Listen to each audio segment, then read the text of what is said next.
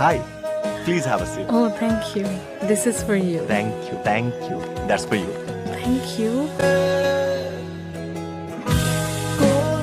চলো তোমাকে এগিয়ে দিয়ে আসি। না লেট নাইট ছেলে মেয়ে বাসার guard Tasir Yeah. This is for you Thank you. বাসায় পৌঁছায় জানায়ও অ্যান্ড আর কিছু? Drive safe Yes, ma'am.